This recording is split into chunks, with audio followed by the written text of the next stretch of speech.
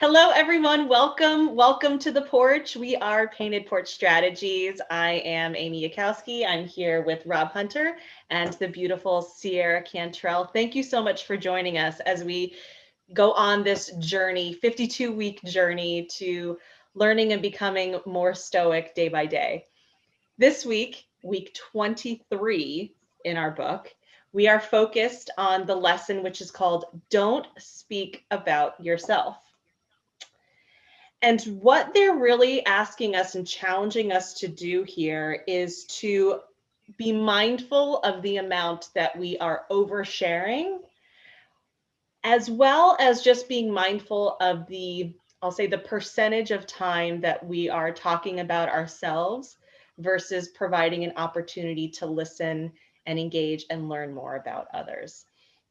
They talk about when it comes to discussion, not all forms and quantities of sharing are created equal. Obviously, in this day and age, especially in this world of social media, you have this open platform where anything and everything can be shared, whether it's miraculous or mundane.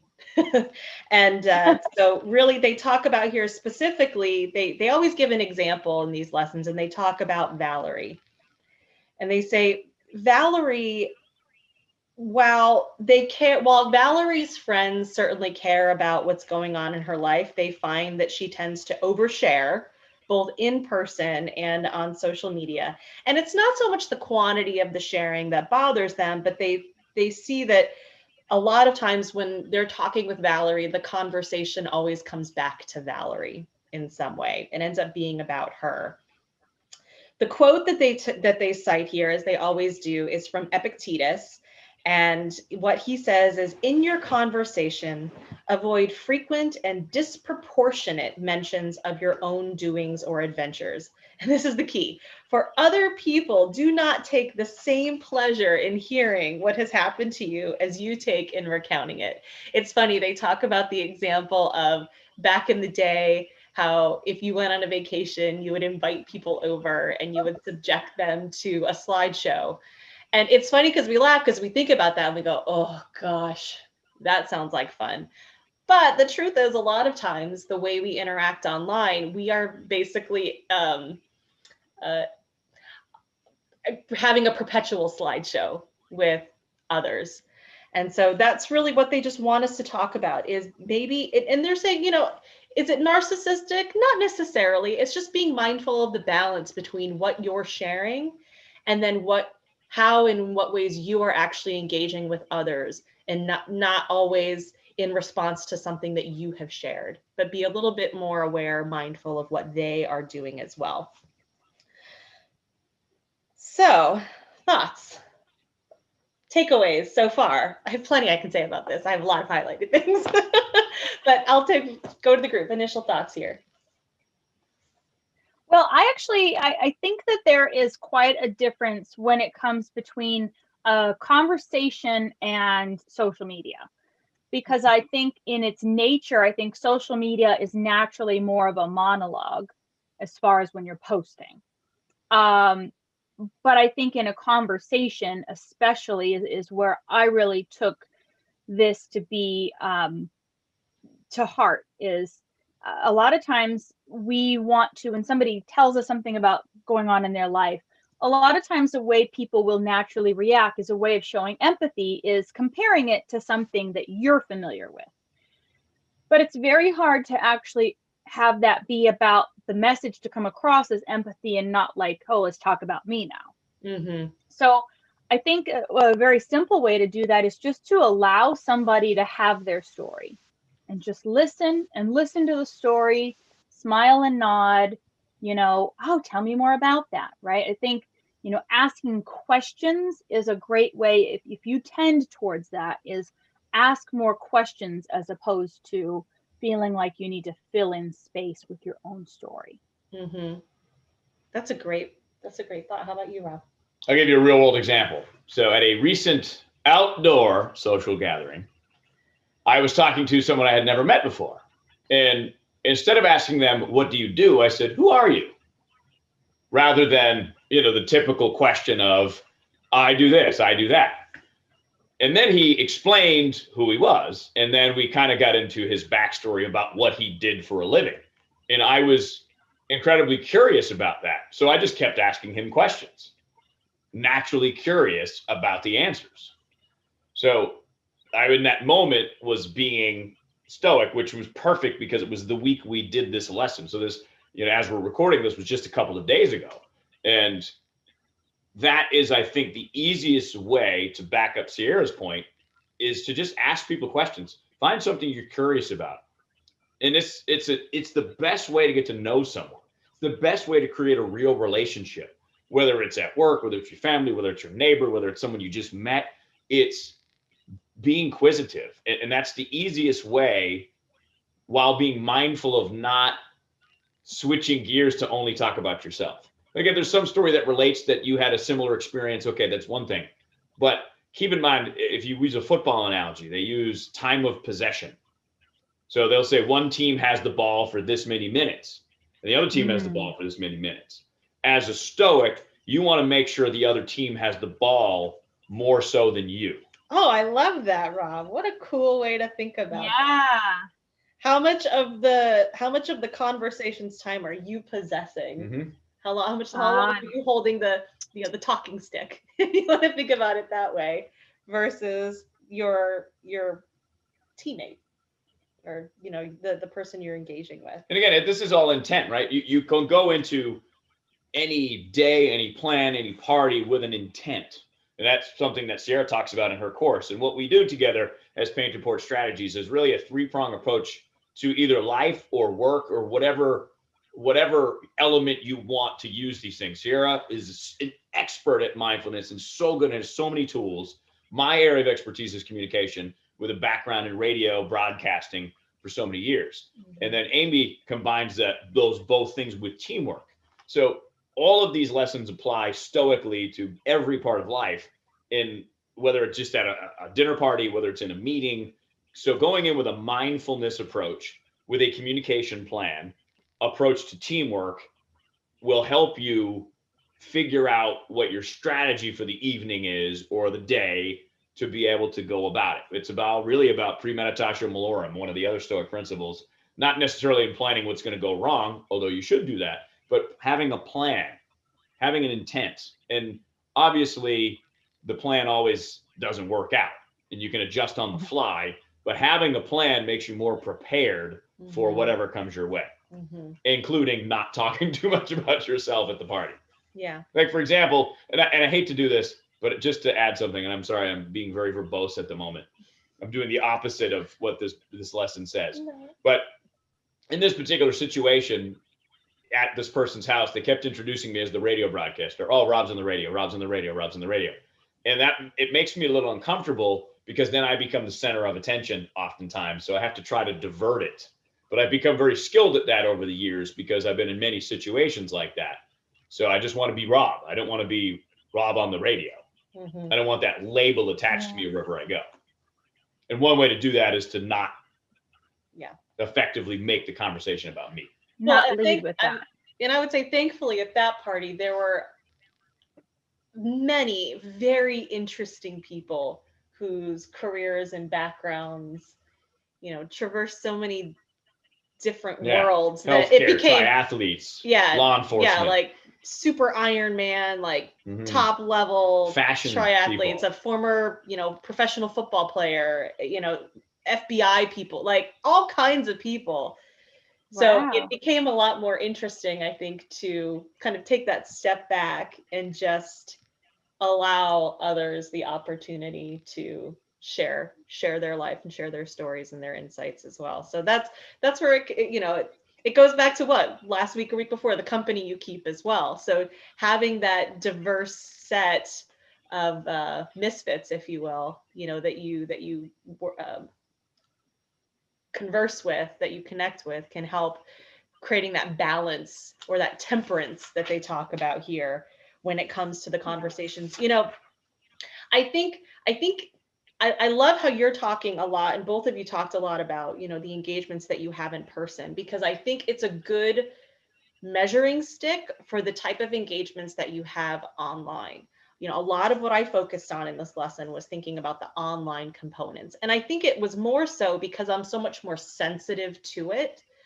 As you guys know, I am a pretty reserved person when it comes to what I share. I mean, it's kind of funny that it's like, oh, here's Amy's proverbial quarterly picture of something that she posts on social media. When I do share on social media, it's probably no more than once a week, and it's hardly ever about something that I did. It's more of an interesting article that I read, or it's something that I want to share about what we've done as a company. And even that I struggle with. I'm still struggling with it, trying to find that balance of how much am I sharing, you know, and is it too much about me or us versus, you know, coming from a place of wanting to be of service or knowledge sharing, right? So for me, I focused a lot of this lesson on social media because I'm so sensitive to how I engage with it and how it impacts me when I'm choosing to scroll through social media. And I think using the in-person comparison is great because that's essentially what social media, I'll say, is probably meant to, but doesn't necessarily represent. It's a way to stay connected with people outside of when you might actually see them in person. You know, Rob and I were talking about this last night, and I said, you know, back in the day, you would maybe see people once a month, sometimes once a year, or even once every several years. And when you would connect with them or when you were having a conversation with them, you weren't talking to them 8 hours about every little thing that you've done in your life or every little thought that you've had for the last year. No, you're distilling it down and choosing to share or talk about, you know, maybe the conversation is an hour long or so. You're choosing the highlights. And I don't have to say the highlights like only the good stuff, right? But what you're choosing to converse with, you're being very mindful. You're using that temperance, right? And moderating what it is that you're talking about with that person because you have this limited window of time. Now with social media, it's an endless cacophony of musings and mendacity. And again, I'm not criticizing, but I'm just saying, calling it out for what it is. Like, do we need to know about every meal you've ever eaten? No. If you're a food blogger, sure, because you know that's relevant. But you know, or you know, your frustration that you're having for the day. It's just finding that balance because, like what I was saying to Rob is, when you're in person, you're having a conversation. Yeah, there's, you know, the whole time that you're conversing with someone, not every single thing that's shared is going to be like, wow, that was so amazing. Thank you for sharing that. But the way I said, I wrote this and I put it in quotes here at the top. I said, when it comes to social media, it's too much time for getting so little. And what I mean by that is people can spend hours and hours or days a week on social media, and what you're getting in return for that transaction of your time can be very little because of the quality of what you're choosing to share. And so that's for me, that's the big thing for me, was the social media aspect of it, was just being mindful of that. So that way, if you are sharing, share well, share thoughtfully, Stoically. virtuously. Well, but the funny thing is about that too, oftentimes the likes are addicting, right? The likes, the hearts, whatever. The problem is I like so many things, none of it is memorable anymore. Like barely. I'm like, what did I like today? I like that. I like that. I like that. Well, sometimes it's just like a courtesy. But all I do is I look at it. The courtesy like. Because I mean, like for Instagram, Instagram is like my favorite. It used to be because it was just pictures. Now there's so many people that I follow that have these long written things about who they're trying to be. And I'm like, I don't have time to read this entire thing. Yeah. I want to see pictures of Sierra's kid holding up a fish. You know, that's what I want to see. So I will say, when it comes to social, Amy and I are opposite. Whereas Amy rarely posts. It is very normal for me to post at least 4 different posts a day, every day. But I will say that a lot of my a lot of my intention is I like that it's a place where it can be, it's kind of is my own personal scrapbook too. And I like being able in the memories when they pop up a year later to see what was going on X number of years ago on that date. I try to keep a lot of what I share educational or informational to other people. But I will also say that I think what sticks out to me as being very different from social media versus regular social is with social media, if you're bored of something, you can just scroll on past it. So if you're like, oh, there's Sierra with more pictures of her kid and what they're doing. Oh, Sierra's at the beach again. If you're bored of it, you can scroll on and I will never know that you find it boring. And that's fine because there are people who find me going to the beach all the time boring. I get it. But in a real social scenario, it's not that easy to just be like, this is boring. Goodbye. Oh, look at the time. Oh, I think my phone's ringing. I gotta go. Use the bathroom as an excuse. I'll be back. I have to use the restroom. Yeah. So whereas like if we were having a conversation, I would use a lot more temperance in the conversation. Like, I'm going to keep this brief because other people need to talk. Other people need to do things at the party. If we're using a party example, and it's in the present moment. But when it's social, it's like, if you don't like it, if you really don't like my post, unfriend me, unfollow, whatever it is. Or if you're just bored of it, just keep on scrolling. So it's to me, it's completely different platforms. I will say the one thing that I really got from this is that, because I know that I'm a big poster and I'm probably in the category of oversharing when it comes to social, is that I asked myself, can my structure or call to action be different? So I started thinking, is there still ways for me to engage in social media that is a little different than just me sharing my story? Can I ask more questions? Can I ask people to share an experience with me that goes along with something that I'm learning about or doing? Yeah. So that's kind of where I took it, is how can I mix this up as opposed to like, I'm going to post a picture or I'm going to blah, blah, blah, is how can I change my call to action to be different? I love that. I think that's awesome. Because then it truly, I think it brings back what the original intention of social media was supposed to be, which was a way to engage with others in a, co-located situation where you are dispersed, but being able to find that connection. And that's, I think, so much the connection has been lost in so many ways because it's become a me first approach. Here's Maybe what it's I'm. just the people you follow.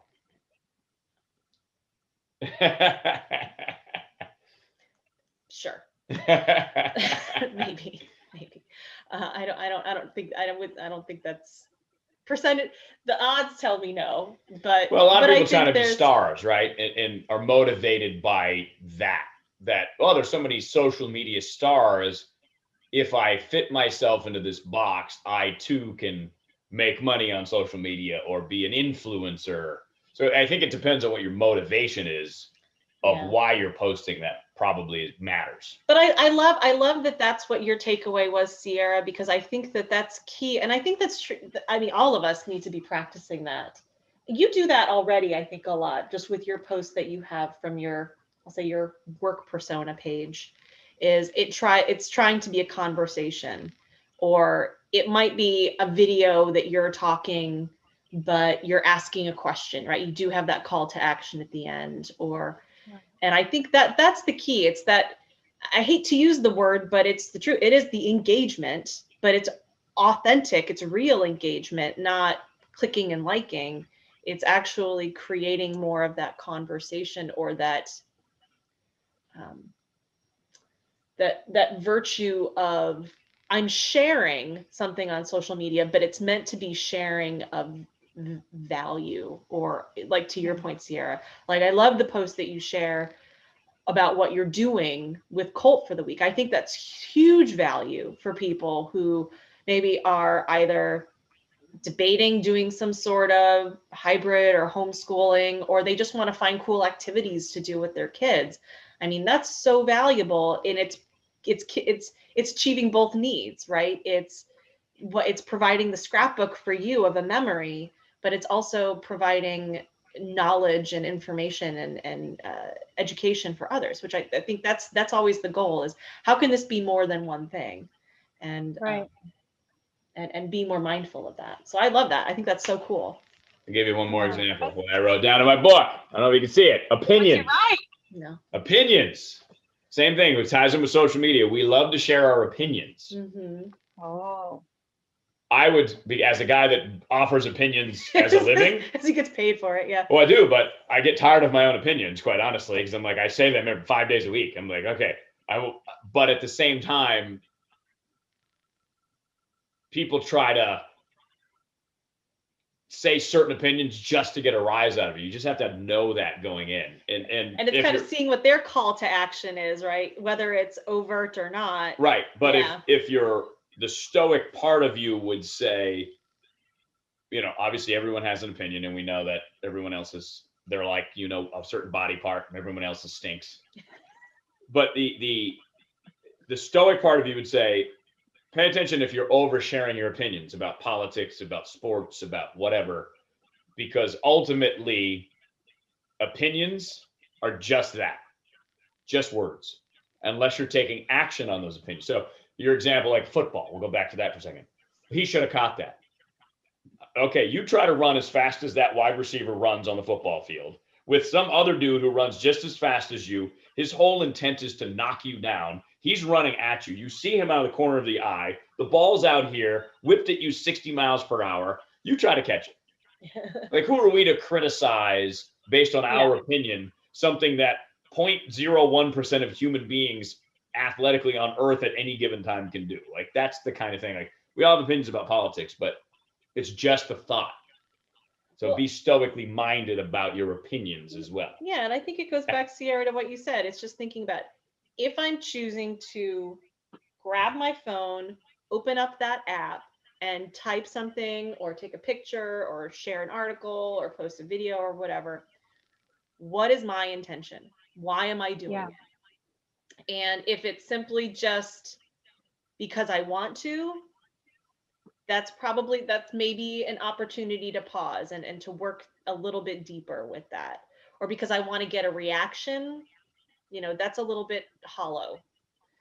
And I think that's really what they're trying to say here, is find the balance, moderate the percentage of time that you are focused on yourself in these interactions, but more so that way you can create space to have those meaningful engagements and interact more with others. So, one of the takeaways I wrote was just being aware of and trying to find a better balance of what I'm sharing, like the percentage of, okay, I'm going to, I hardly ever share, but let's say, like, if I shared, one time a week, then I want to make sure that 9 other times during that week, if we're going to go 100%, right? Like 9 other times in that week, I am engaging from someone else's post. I'm taking the time to, interact with them, and not just a like, but, some sort of comment back, or you go girl, or whatever. Right.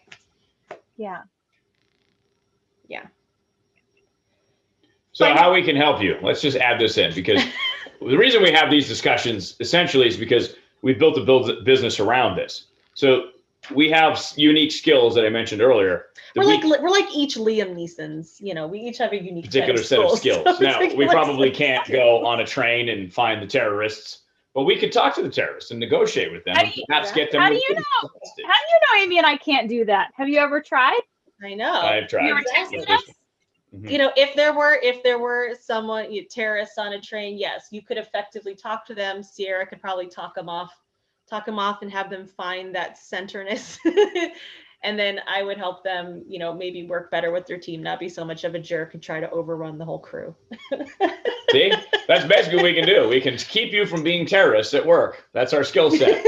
But the point is, we are evil dictators. Help you with these Stoic lessons, because as we've developed ourselves and learned our skill sets, it really revolves around these lessons. And the more of these lessons you can incorporate, whether it's your work life, whether it's your family life, the more intentional your life becomes, the more likely you are to achieve your goals and your desires, I guess I'll say. Like, that's the point of this. And that's why we do this. And that's why we have these discussions. Right. It's to be able to tap into your inner power with Sierra, to find your authentic and true voice with Rob, and to then effectively navigate this world full of other people with me, especially from a Stoic perspective, which is all about being able to find and be successful in, as they even say right on this book, in a world that is outside of your control, and understanding how to navigate that honestly, authentically, calmly, as much as possible. We all have our moments, and virtuously.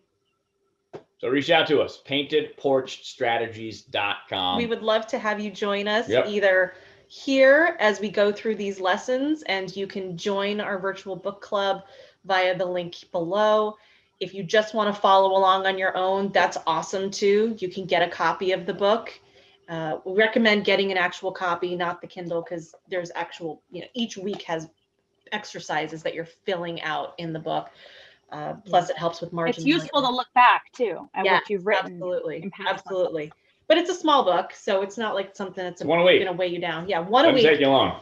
Couple, maybe 10, 15 minutes, if that, and it can really help you just get your mind right. Tap into your inner power, and be able to take control of a world that is not. We can help you with that as well. Yeah, absolutely. So until next time, we thank you so much for joining us. Next week, Rob Hunter is up, and that is week 24. We are something she has to do every day. Where we are going to premeditate on encountering difficult people. See, every day she got to do it. Again, that's because the reality is you can't avoid it. So, yep. Are you calling yourself a difficult person, Rob? 100%. I think he would say the same about me. So I think we all have our moments, moments of difficulty. Well, difficult people doesn't necessarily mean the person is difficult. It can mean the scenario is difficult or not what you expected it to be. So it's not like, oh, hi, I'm Sierra, I'm the difficult person in the office. It's that things happen that are difficult. And this is life. I mean, life would be so boring if everything was just. That is the truth. Exactly. So exciting to see. This is a version of premeditating on things going wrong, because that's how our world works. Things go different than what you plan. Exactly. What? I know, it's crazy. It's crazy, but it's true. But until then, for myself, for Rob, for Sierra, the Painted Porch Strategies team, thank you for joining us, and we look forward to seeing you again soon on the porch.